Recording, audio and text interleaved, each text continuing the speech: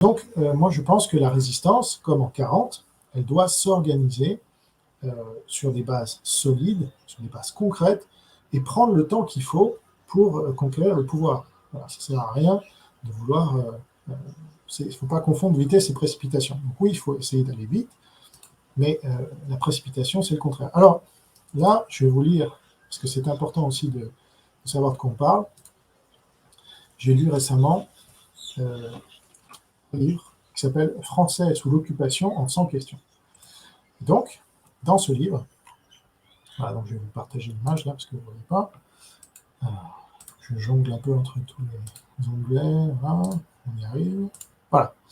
Donc là, vous avez un livre de Fabrice Grenard et Jean-Pierre Azéma, qui est un historien, donc les Français sous l'occupation sans question, d'accord. Et dans ce livre, vous avez le chapitre 58, ce sont des petits chapitres à chaque fois, ça répond à 100 questions, quoi.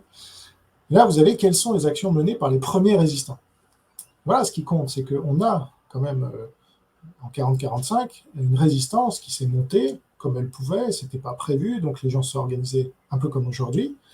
Il n'y avait pas les mêmes moyens, on a Internet aujourd'hui, mais on a les mêmes êtres humains, si vous voulez. Alors, je vais vous lire un passage, donc de la fin 1940 à fin 1941, la résistance consiste surtout au sein des mouvements à mener des actions de propagande pour offrir aux Français un point de vue différent de celui développé par Vichy et l'occupant. C'est exactement ce qu'on fait nous à PCC Dégage. Et ce que je fais moi en tant que journaliste, parce que je fais beaucoup de contenu public. Puis pour ceux qui veulent aller plus loin, ils peuvent souscrire et accéder à mes plus de 260 vidéos, près de 270 maintenant. Et je remercie au passage, et je les salue, mes souscripteurs qui me permettent de faire tout ce travail de manière indépendante et payer mes factures. Voilà, parce que sinon, je ne pourrais pas faire ce travail, je devrais faire autre chose, je ne sais pas quoi d'ailleurs. Bref, donc, nous, on fait la même chose que les résistants de la première heure. Vous voyez, eux, ils n'ont pas commencé en faisant exploser les trains. Bon. Et ben nous, on ne doit pas commencer à vouloir bloquer une élection. Déjà, tout ce qui est blocage, et en plus, on passerait pour des antidémocrates, ce qui est quand même un comble. Bon. Donc là, Gabin, il se trompe. Maintenant, il faut qu'il aussi monte en compétence et qu'il se renseigne sur ce qu'ont fait nos aïeux, nos glorieux aînés. Alors voilà ce que disait ce livre. Donc il n'est pas question de lutte armée au cours de cette période, même si la préparation d'une revanche et l'évolution vers des opérations militaires peuvent apparaître comme un objectif à plus ou moins long terme. Moi, je ne sais pas de quoi demain est fait, hein. Moi, je ne suis pas pour la violence, mais il y a peut-être d'autres personnes qui organiseront ça après. En tout cas, moi, je pense qu'on peut aujourd'hui s'en sortir sans violence, parce qu'à l'époque, c'était une occupation physique. Une occupation physique, il faut réagir physiquement. Mais nous, c'est plus une occupation mentale. Après, c'est vrai que vous avez des mesures physiques qui sont passe sanitaire et compagnie. Réaliser des graffitis, confectionner des tracts, rédiger des journaux clandestins, fabriquer des faux papiers pour ceux qui sont grillés, entre guillemets, constitue la tâche principale des résistants de la première heure. La réalisation des premières publications clandestines est souvent totalement artisanale. Alors ceux qui disent « ouais, PCC Dégage, vous avez affiché des visuels et vous croyez que c'est ça qui va changer les choses ». Donc ces gens-là ne comprennent pas en fait ce qu'est la résistance et ils croient que voilà, ils ne sont pas éduqués, c'est tout. Donc s'ils s'éduquaient un peu, ils comprendraient ce que je suis en train de lire. Sur les ondes de Radio Londres, Paulin Bertrand explique à Jean Oberlé le 3 février 1942 comment est né le journal Valmy, un an plus tôt. Le premier numéro en janvier 1941, ben vous voyez, ça a déjà mis plus de 6 mois pour le premier numéro. Parce que la collaboration, l'occupation, ça commence en juin 1940. Nous l'avons imprimé avec une imprimerie d'enfants. Cela nous a pris 1 mois pour imprimer 50 exemplaires. Donc là, on passe du discours du mythe de la résistance à la réalité de la résistance. C'était quoi? C'est une imprimerie d'enfants, 50 exemplaires, au bout de 6 mois. Voilà tout ce qu'ils ont pu faire. Le deuxième numéro, celui de février, fut également imprimé avec une imprimerie d'enfants, faisant tirable le double, 100 exemplaires. Donc le mois d'après. Ça fait pas lourd. Et pourtant, c'était ça la résistance. Mais le 5e numéro fut polycopié, c'était un progrès, ne put m'en tirer 500 exemplaires. Donc là, ils ont multiplié par 5. Le 7e numéro fut vraiment imprimé et tiré à 3000 exemplaires.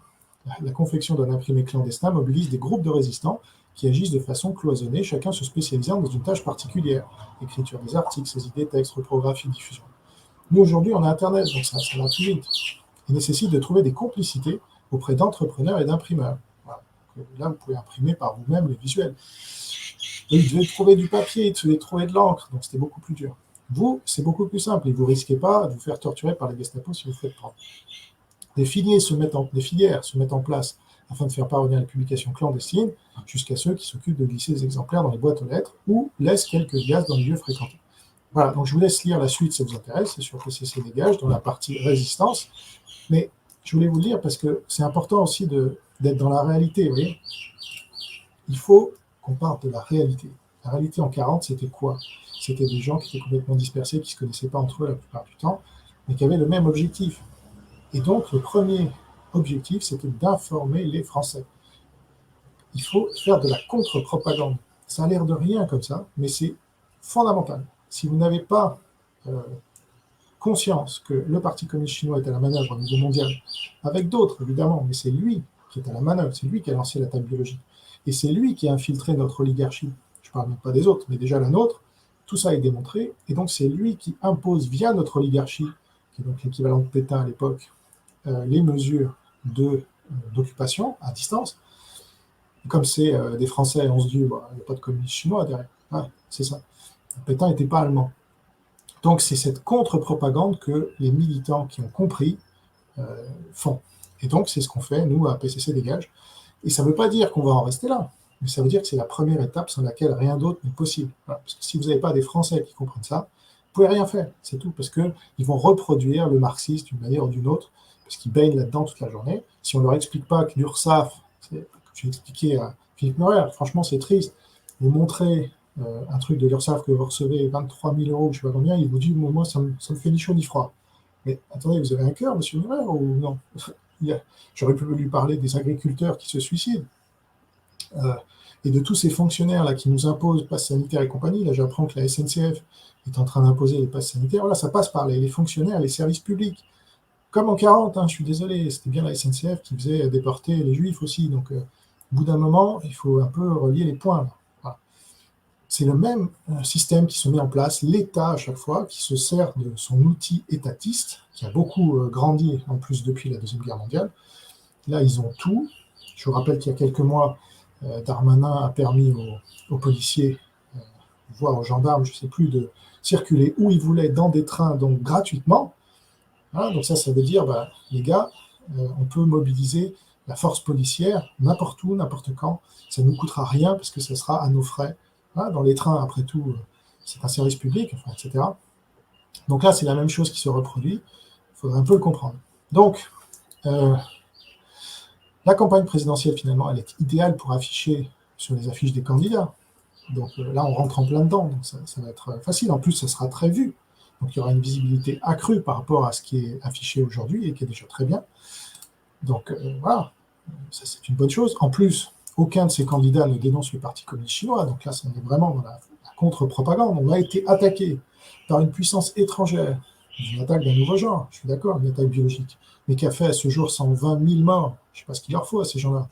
Divisé par 10, si ça vous plaît. 12 000 morts, c'est quoi par rapport aux attentats islamistes, hein? 300. Donc il faut arrêter de dire n'importe quoi. Et moi, je ne divise pas par 100 ou par 10, je suis désolé.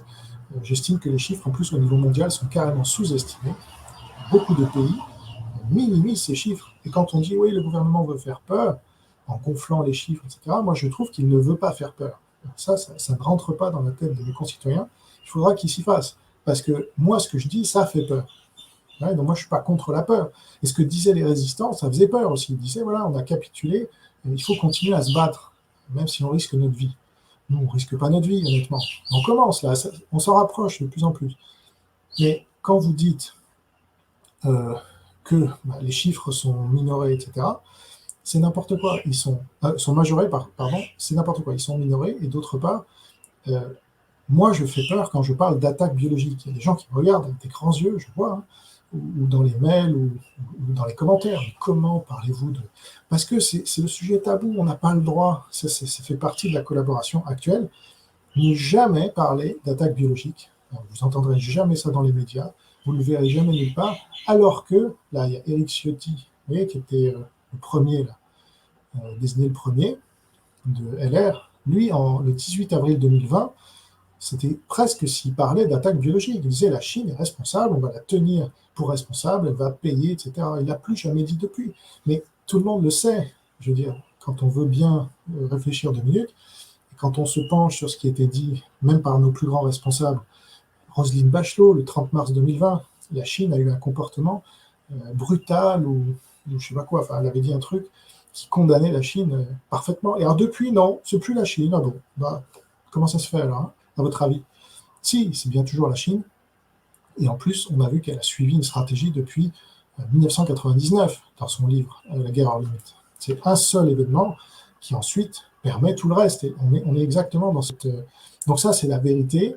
Et les militants de PCC Dégage l'ont compris. Et donc, ils font de la contre-propagande. Voilà.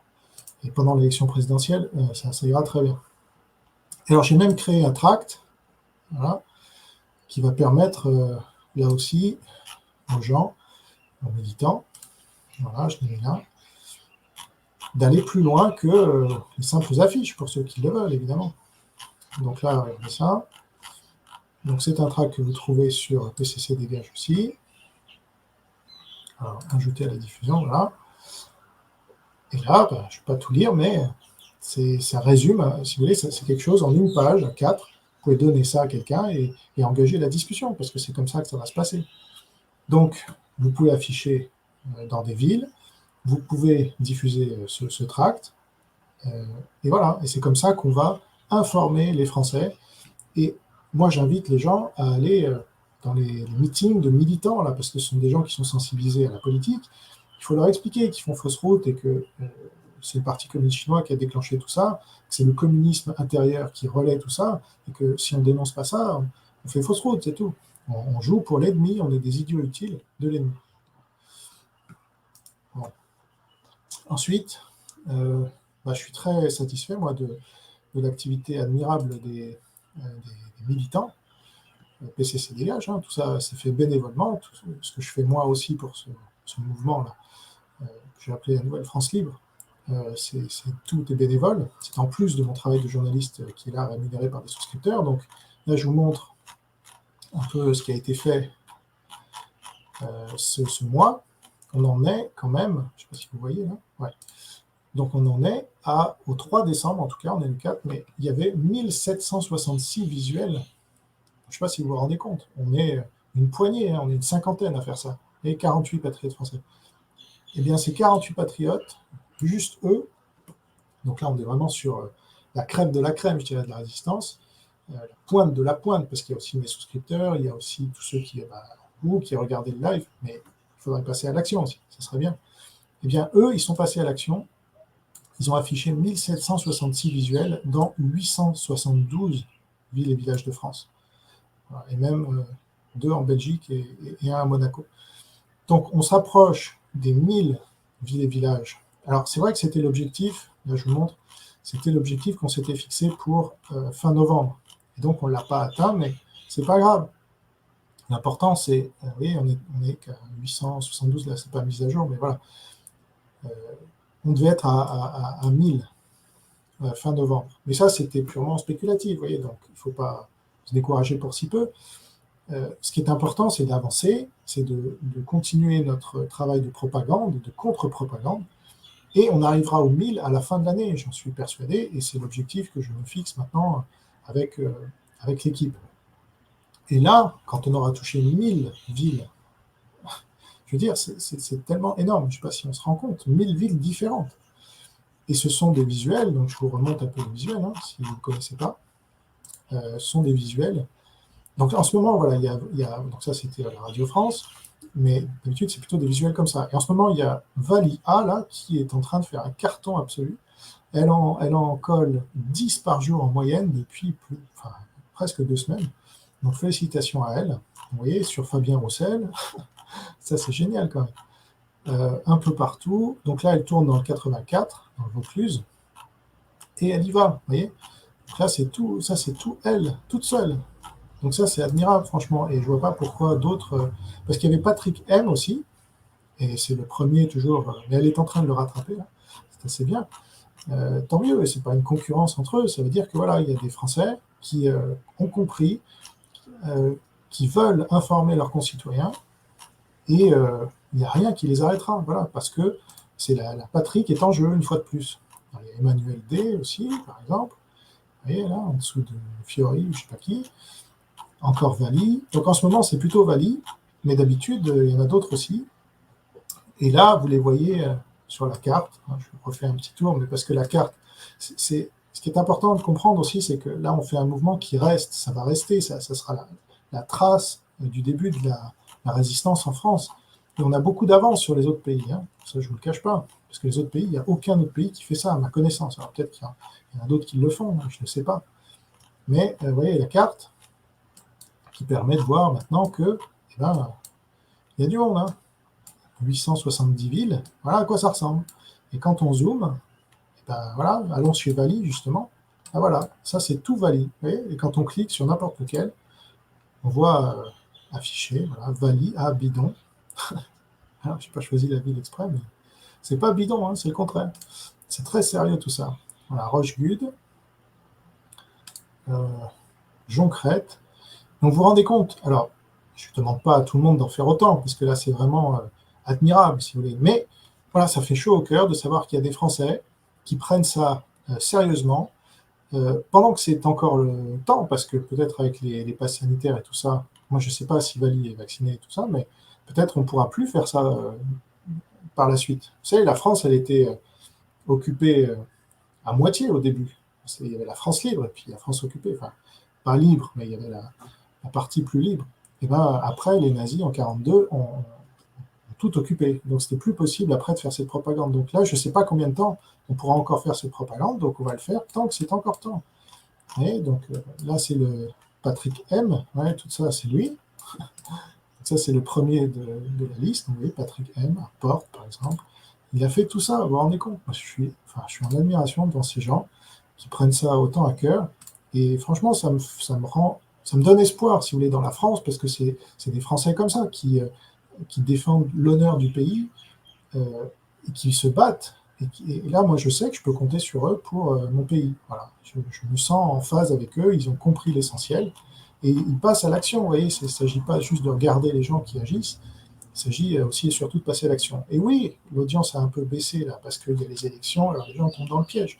Mais c'est pas grave, déjà, on est à, vous voyez, si on cumule toutes les vues, 6, plus 3, plus 3, plus 3, plus 3, eh ben, ça fait du monde.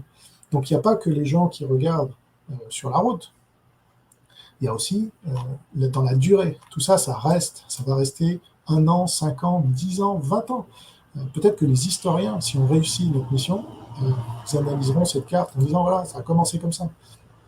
Et d'autres mouvements dissidents contre le Parti communiste chinois feront ce qu'on fait nous dans quelques temps, s'ils comprennent et si on se fait connaître. Donc voilà, on continue et bravo à tous ceux qui participent à ça.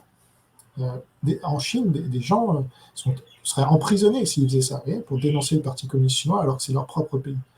Donc ici, on a encore un peu de liberté, profitons-en. Voilà. Bon, pour rien vous cacher, j'ai pris contact avec des dirigeants de potentielle résistance à l'étranger, mais pour l'instant, je ne peux pas trop en parler parce que c'est encore embryonnaire. Mais on va y arriver.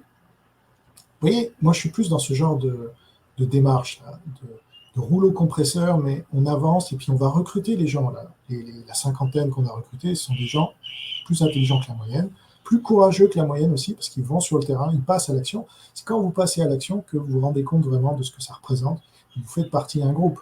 Les gens qui sont sur Telegram, là, qui échangent parce qu'ils ont collé des affiches, ils ont ça en commun. Ils ont cette envie de... Voilà, ils ne vont pas faire des rondes dans Paris avec Florent Philippot. Ça fait plaisir, mais ça ne sert à rien, honnêtement. Donc, il faut arrêter. Nous, à 50 seulement, on en a fait beaucoup plus que Florian Philippot, excusez-moi, parce qu'on a la bonne stratégie. Et qu'au final, on ne va pas rejoindre l'oligarchie, un Zemmour ou un autre, en allant emmener les gens dans l'élection qui n'existe pas. Voilà.